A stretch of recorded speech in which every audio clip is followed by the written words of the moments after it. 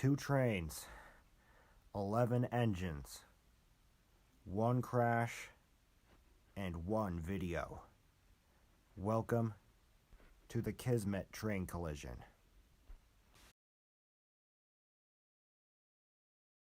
On June 14, 2006, a BNSF southbound manifest train was approaching its stopping point at the south end of Kismet Siding near the town of Madera, California. This train was not just a manifest, but a power move as well, with 7 engines on the head end.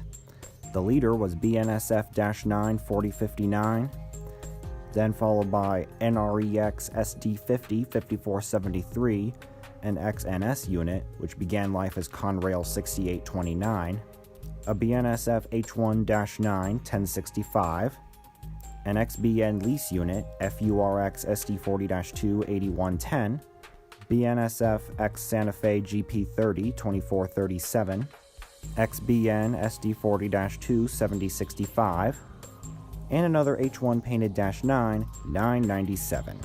The train that the manifest was supposed to stop for on the main was a unit train, which was supposed to run around it on the siding and continue its trip.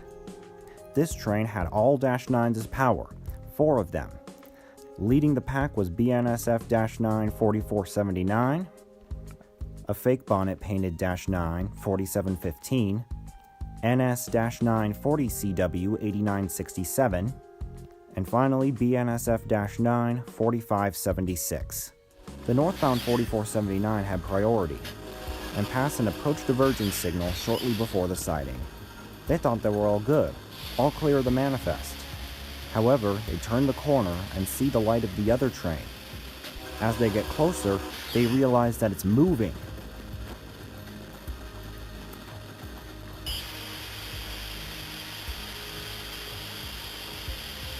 The northbound signal was a diverging clear, indicating that they had clearance to go into the siding. However, at the last second, it changed to red over red because the southbound rolled across the switch. The southbound engineer realizes this and bails out. And then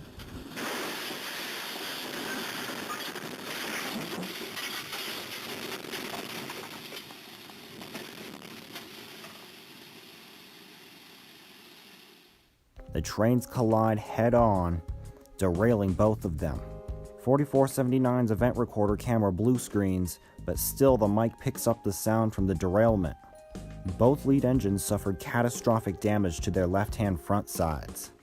The trailing units tipped over and buried themselves into the dirt and sand adjacent to the tracks. So what caused the signal passed at danger, which resulted in 11 engines going off the track? During interviews with the southbound engineer, BNSF had to follow their standard procedures and conduct a drug and alcohol test of the engineer. Sure enough, the engineer tested positive and crack cocaine was found in his system. And as everyone knows, you should never have drugs in your system on the job. Similar to the behavior of the 3 Conrail crew that were involved in the Chase collision of 1987. But no matter the drug, they impair your ability to operate machinery consciously, whether that's drive a car or drive a locomotive. When rail fans looked at the damage of the engines, they thought almost all of them were goners.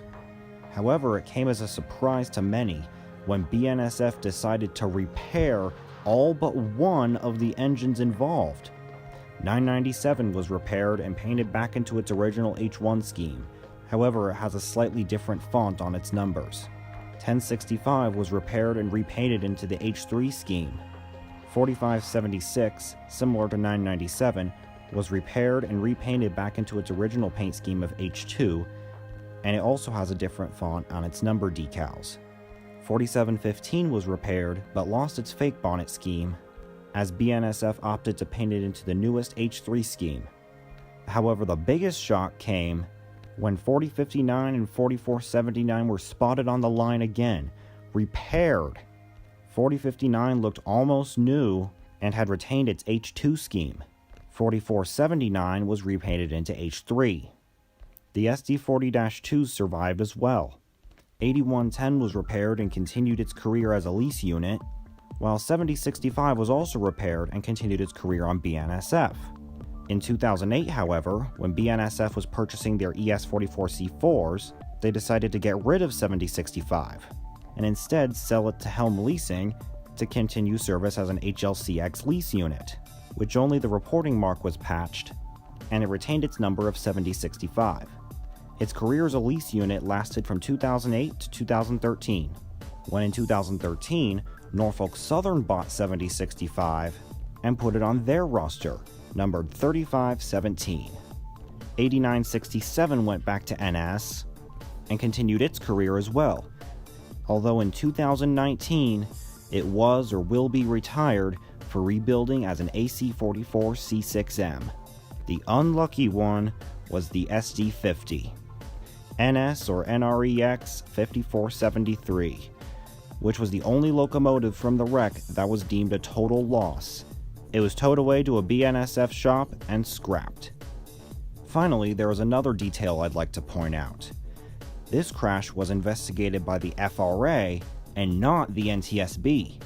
As a result, the FRA decided to release the event recorder camera footage from 4479 to the public. Soon after, the footage was uploaded to YouTube, which the most popular video has gotten almost 9 million views since its upload in 2007. Pretty cool. Another thing that the video does is give us a reminder so that we don't forget about the Kismet train collision, and that railroad employees hopefully don't forget that they're not supposed to have drugs on the job.